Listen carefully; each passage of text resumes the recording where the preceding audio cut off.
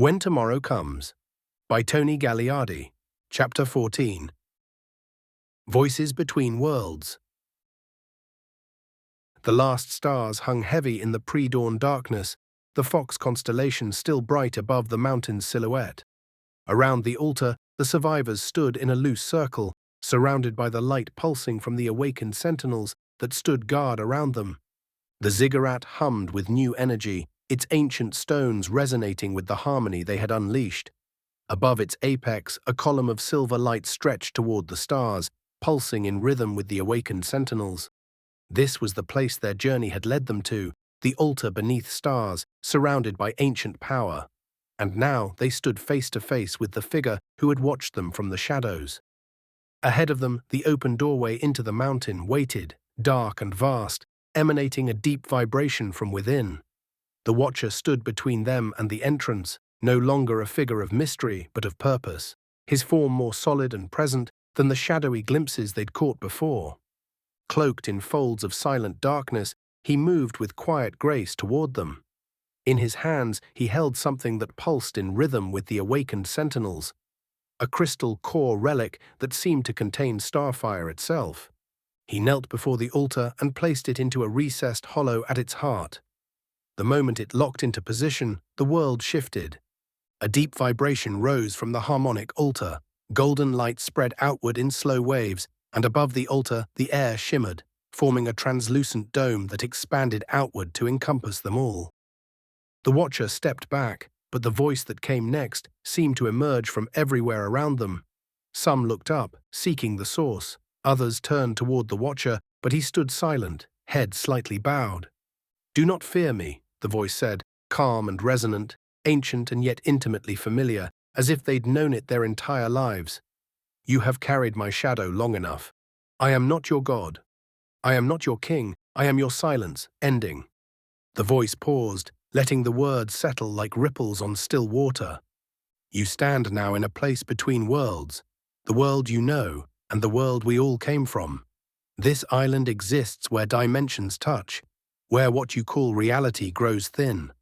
The Watcher's voice carried both immense age and perfect clarity, like something that had witnessed the birth of stars yet remained untouched by time.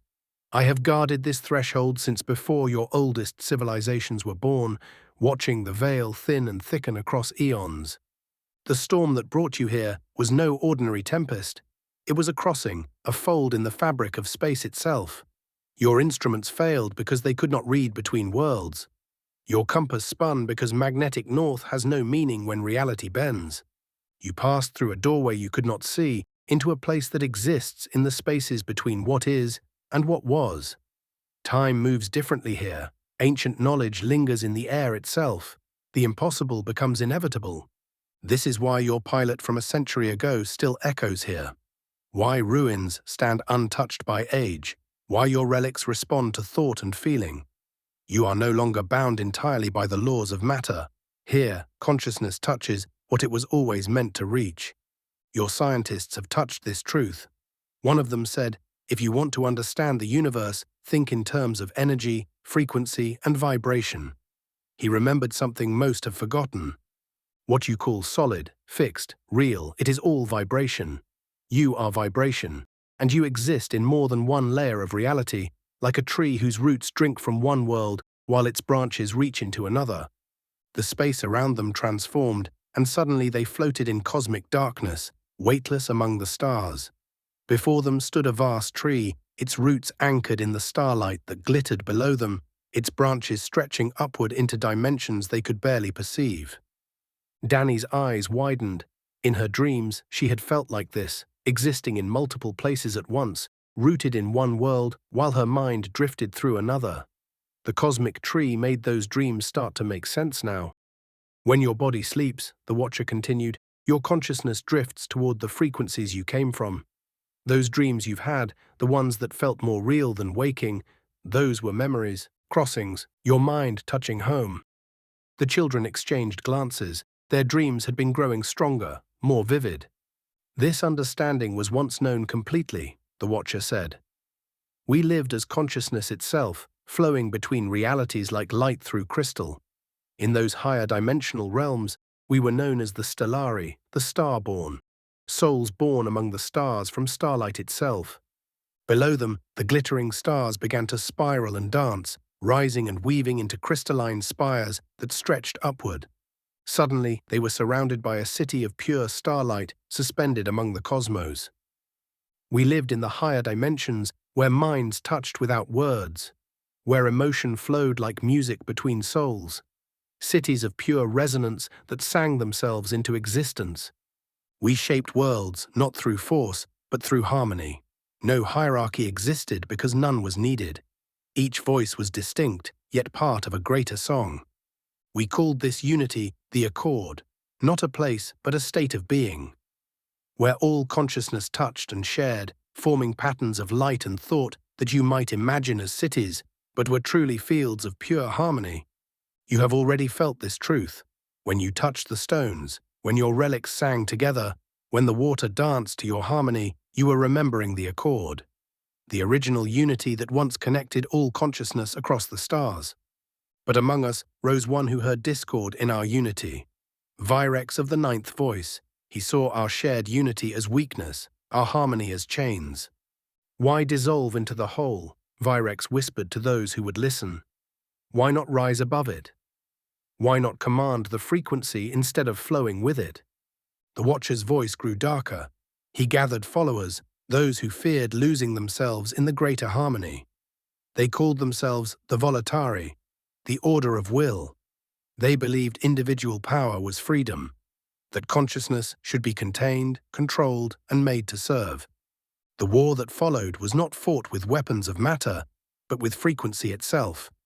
Reality became their battlefield. They turned our own harmony against us, weaponizing resonance, shattering the connections that held dimensions together. When enough voices chose separation over unity, reality itself shattered. The connections between dimensions collapsed. Consciousness fell from the higher frequencies, trapped in flesh, forgetting it had ever been more. This pattern reached your world too. The anger you carry, the loneliness, the disconnection you feel, these aren't human nature. They're scars from a cosmic wound. You have lived with this fractured perception all your lives without knowing why. The space above them darkened, revealing Earth itself, beautiful and blue, but fractured with invisible lines of discord. Cities where people lived side by side, yet felt utterly alone. Families torn apart by anger they couldn't explain. Nations choosing fear over understanding. Leo's chest tightened, recognizing the distance he'd built between himself and Luca and Danny. Marina closed her eyes, remembering how she'd chosen isolation over the risk of being truly known. Sam shifted uncomfortably, seeing every time he'd retreated into logic when his heart wanted to reach out. DJ's usual smile faltered as he felt the weight of all the pain he'd covered with humor, never letting anyone see the real him. Eva felt a familiar ache in her chest every time she'd chosen to study people instead of truly knowing them, building walls of analysis when her heart wanted to simply trust. All those relationships she'd kept at arm's length, afraid that real intimacy might shatter her carefully constructed understanding of the world. We could have healed these wounds long ago, the Watcher said softly, but this was not our first attempt on your world. Your world became our sanctuary. We came here seeking a quiet place to plant seeds of harmony. He moved his hand across the altar, and golden light bloomed around them, like dawn breaking.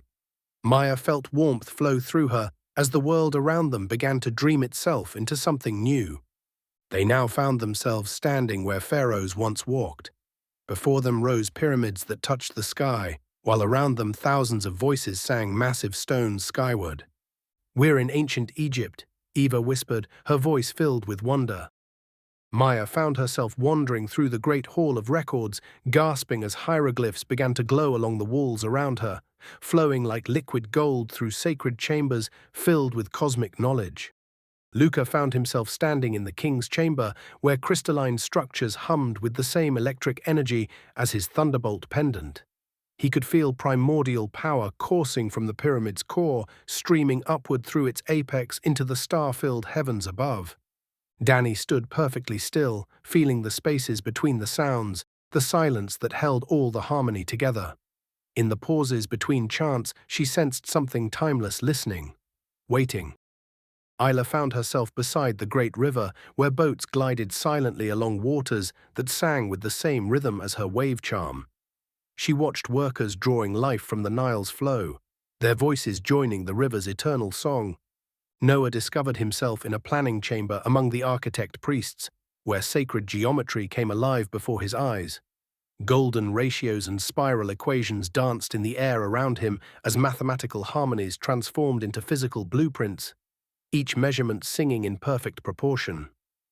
The Watcher continued, "When we first fled the war's devastation, the great breaking that fractured reality itself, we tried to rebuild the harmony we had lost on your world.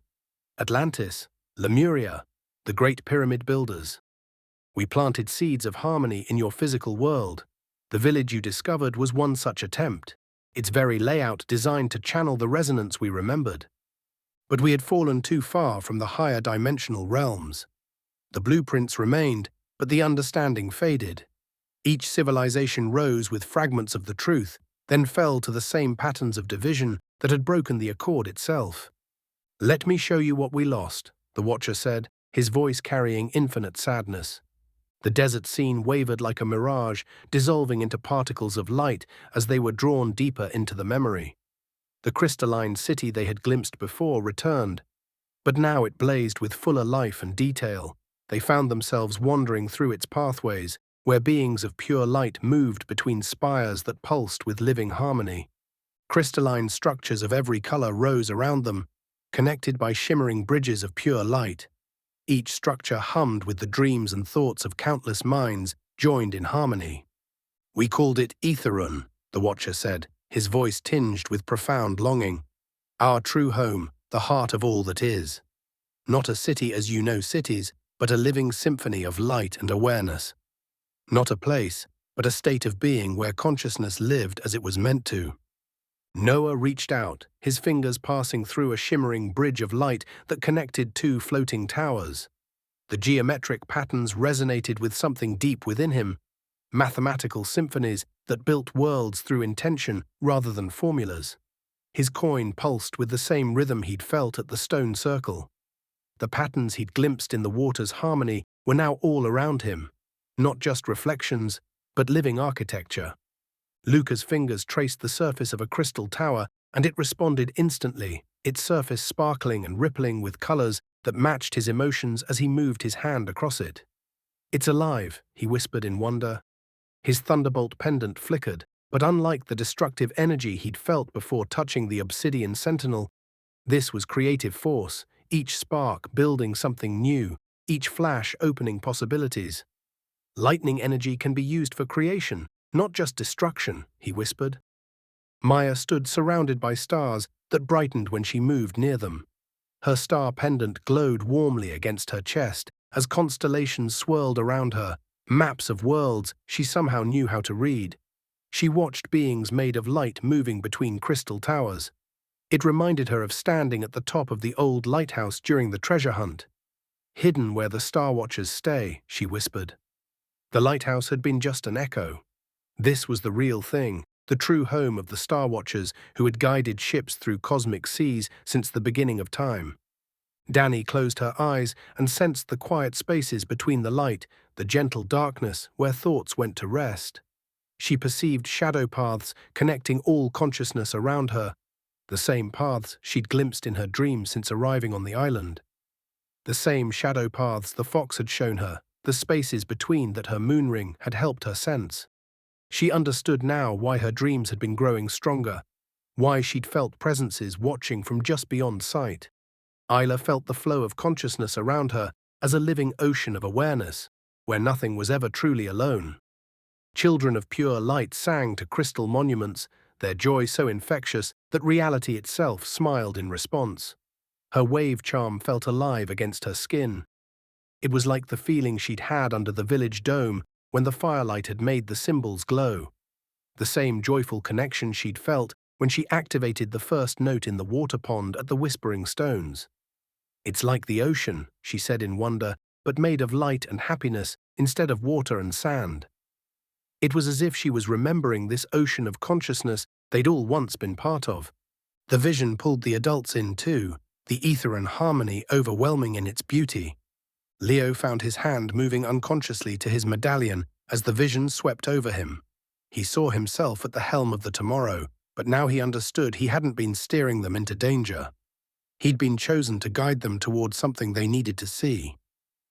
Eva saw herself in vast libraries where knowledge lived and breathed, where understanding passed between minds like gifts freely given. Marina felt currents of empathy flowing between the beings of light around her, connecting in consciousness like the whale songs at the sea of no return, familiar voices calling out to them across worlds. DJ and Sam watched in quiet amazement, seeing the precision of construction that defied every engineering principle they knew. The Watcher's voice drew them back to what was lost. This was what the Accord had been, the Watcher said. Not a place, but a way of being where consciousness flowed freely, where every voice added to a symphony that grew more beautiful with each new note, where individual identity wasn't lost in the collective but amplified, each unique perspective making the whole more magnificent.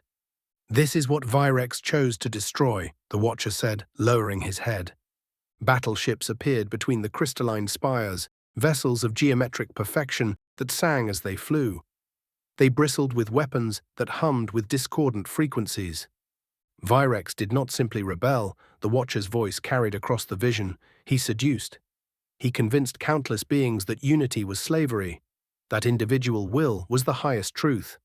Suddenly, they saw Virex himself, tall, radiant, and beautiful in his certainty. He stood before vast assemblies of light beings, his voice carrying across dimensions. The Watcher turned away from this vision, his shadowed hood concealing whatever emotion might have crossed his face at the sight of his ancient adversary. They could hear Virex's haunting words echoing through time. Why dissolve into the whole when you could rise above it? Why serve the collective when you were meant to command? Why be mere notes in someone else's symphony when you could be the conductor? And they followed. Beings of pure consciousness chose separation, chose the illusion of individual power over the reality of shared harmony. The ships maneuvered as cymatic cannons, fired pulses that shattered the geometric patterns, holding ether and spires together. Harmonic disruptors turned the sacred mathematics of creation into chaotic noise. The very air became a weapon as frequencies clashed in battles that made reality itself scream. Symphonic shields rose around the great libraries of light, but discord rays found their resonant weaknesses and tore them apart. The crystalline bridges between floating islands cracked and fell into the void as resonance destabilizers sent cascading fractures through existence itself. Danny's ring grew cold as she felt the collective sorrow of watching the destruction unfold before them. "Did everyone die?" Isla asked quietly. The Watcher's gaze turned to her. "Not all. Some escaped. We fought to preserve what we were," the Watcher continued. For a moment his composure faltered. "I was there when the harmony ended," he said quietly, "and I have carried that silence within me ever since. But Virex fought to possess what we could become, and when enough voices chose his path of division over our unity, everything shattered. Reality itself broke. The great geometric patterns that held the higher dimensions together shattered like glass. The bridges between worlds collapsed, and consciousness, pure, radiant, infinite consciousness, fell. They watched in horror as beings of light were suddenly, violently trapped. The fall from the higher dimensions where they lived as pure consciousness to this world of matter was not gentle. It was a cosmic catastrophe that ripped awareness from its natural state and crushed it into matter, into flesh, into forms that could barely hold the memory of light. "We became refugees in our own existence," the Watcher whispered, "trapped in bodies that could barely remember what we once were." The Accord, the great unity that had connected all consciousness across the stars, lay shattered across the galaxy. They saw the aftermath, survivors fleeing in whatever ships they could salvage. Among the fleeing ships, one vessel in particular caught their attention, moving through space toward a blue-green world. The Watcher gestured toward the ship, and suddenly they were aboard, feeling the hum of ancient engines beneath their feet. The ship's crystalline walls seemed to pulse with a living memory, each vibration carrying echoes of a lost civilization. They felt the subtle shifts of the ship's movements, the gentle corrections of its navigation as Earth came into focus, growing larger in the viewports. The Watcher watched them silently, the light of the newborn world reflecting in his eyes, the first hope after the devastation of war. The Watcher's hand moved, drawing them back from the inner spaces of the ship to reveal the full scope of the exodus. 12 of our greatest ships escaped the destruction, he said, his voice carrying both pride and sorrow. Each carried precious cargo, ancient libraries of crystal, instruments that could shape reality through sound, and relics like the ones you bear. Each ship sought a different world, hoping to preserve our knowledge until harmony could be restored. The Watcher swept his hand through the air, and the space around them transformed into a vast star map. 12 points of light glowed brighter than the rest, scattered across the cosmic display. As he touched each one, he named it. Aeolia, he said, and they glimpsed floating cities of crystal suspended in amber skies. Ionia, and for a moment they heard melodies that shaped mountains and valleys. Doria, where massive trees communicated through networks of light beneath the soil. His hand hesitated over other points of light. Some have faded even from my memory, lost in the fracture that scattered our consciousness across dimensions. Eva studied the star map intently. But you said 12 worlds. Are there only 12? 12 that I know of, the Watcher answered. 12 that were part of the original accord. There may be others, discovered or created since the fracture, but these 12 form the network that must be restored. The same 12 worlds represented by the sentinels that surround you now. I was among those who escaped, the Watcher continued, bringing their attention back to the ship heading toward Earth. I guided this vessel to your world when it was still young. Suddenly, they were back aboard the ship again, feeling its ancient purpose as it approached their homeworld. As it entered Earth's atmosphere, through the viewports they saw the planet untouched by civilization, pristine oceans, vast forests, continents still forming. Luca pointed toward the glowing curve of the atmosphere, transfixed by the electric blue glow pulsing around it. It's guarding it, he whispered. Danny leaned forward, her reflection hovering in the blue haze. It looks like it's waiting for us. Marina's voice was barely a breath. So this is where it began. It's so beautiful, Eva whispered. This must be millions of years ago, Noah added. You chose us, Maya said softly, looking at the Watcher. Of all the worlds, you came here. The Watcher nodded. Your world was young, wild, full of potential. My mission was simple, or so I thought, save what remained of our civilization and find a world where harmony could be rebuilt. The Watcher drew them back, and suddenly they were within the circle of sentinels once more. His expression darkened, and the light around them seemed to dim. But Virex's war did not end with our fall. He continues to hunt down every fragment of the accord, every world where harmony might reawaken. He will not rest until consciousness itself has no memory of what unity feels like. When you activated these sentinels, the Watcher continued, his hand sweeping toward the stone figures that still pulsed with light around them, you didn't just unlock a door. You activated a call for unity. He gestured upward. Through the shimmering dome above them, the ziggurat's apex blazed with silver light, a column stretching toward the stars in a steady, pulsing rhythm, a beacon calling to distant worlds. Your activation is sending a signal across dimensions, the Watcher said.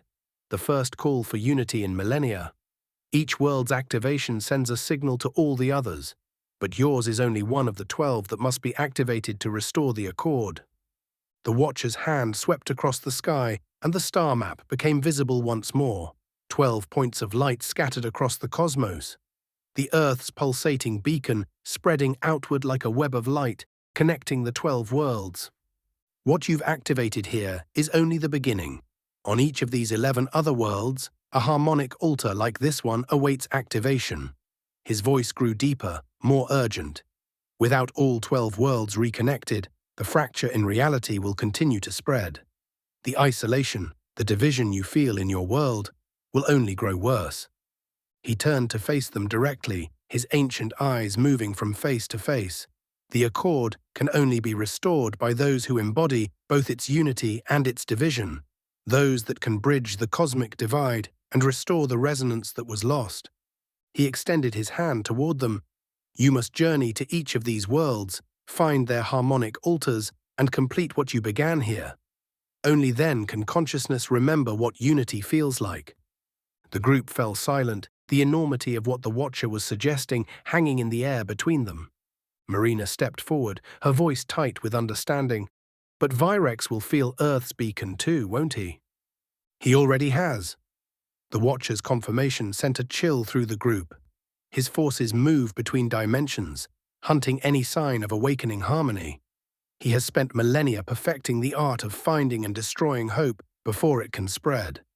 When he arrives here, this island, this bridge between worlds, will collapse. Your Earth will fall even deeper into division, anger, and isolation. The fracture will spread until no memory of harmony remains. Noah's voice cracked with panic. But our ship was destroyed. How do we even get home? Leo stepped forward, his captain's mask slipping. Our families don't even know if we're alive. We never asked for any of this cosmic war. Danny's moon ring pulsed cold as the reality hit her. You're saying we're trapped here? Between worlds? Forever? Eva's breath caught as the full weight hit her. Our families, everyone we left behind, they're living in that fracture right now, aren't they? The anger, the division, the loneliness, it's getting worse. Every day, the Watcher confirmed quietly, each generation falls deeper into isolation. Your children will know less connection than you did. Their children, less still. The silence that followed was deafening, the weight of being truly stranded, not just on an island, but between dimensions, settled over them like a crushing weight. Leo's hand gripped the edge of his medallion. So we go home and watch it get worse, he said, his voice tight with emotion. Watch Luca and Danny grow up in a world that keeps breaking apart around them. Marina's hands trembled as she spoke. All those people living side by side, but feeling completely alone. That's the fracture spreading, isn't it? We could change that, Sam said quietly. Not just for us. For everyone. The space around them darkened, showing glimpses of ships that moved like predators through space, their hulls bristling with the same sonic weapons they had witnessed destroying Aetheron. This is why I could not act alone, the Watcher said. One voice, no matter how determined, cannot sing the accord back to life. It requires unity chosen freely, harmony built through trust, not force. We just want to get home. Our families don't even know if we're alive. How do we get off this island and back to our world? DJ said. Do you want to return to a world where people live divided, where nations choose fear over understanding, where families fracture over wounds they cannot name? The Watcher replied. Beyond the predator ships, Earth came into view, floating vulnerable in the void. But now they saw it differently, not just their world, but one fragment of a greater wholeness that had been shattered long ago. Or do you help heal the wound that has festered since the fracture? Do you carry the beacon to other worlds, help them remember what they are, what we all once were together? The Watcher continued. The accord could be restored, the Watcher finished, straightening to his full height, his form now radiating purpose and hope rather than ancient sorrow. Not as it was, but as it was meant to become. A harmony that spans the cosmos, where consciousness flows freely between worlds, where no being need ever feel alone again. In the vision, Earth's beacon pulsed alone against the darkness, calling out to worlds not yet awakened. Eva looked at the image of Earth, vulnerable in the predator's path. We have to help save them. DJ stepped forward. Isla deserves better than this fractured world. They all do. Eva's voice was strained. We're just ordinary people. How could we possibly help with something this vast? Leo's voice cut through the moment, frustration breaking through. Even if we wanted to help, how could we possibly get off this island? How do we reach other worlds when our ship is destroyed? After a long silence, the Watcher answered. There is another way.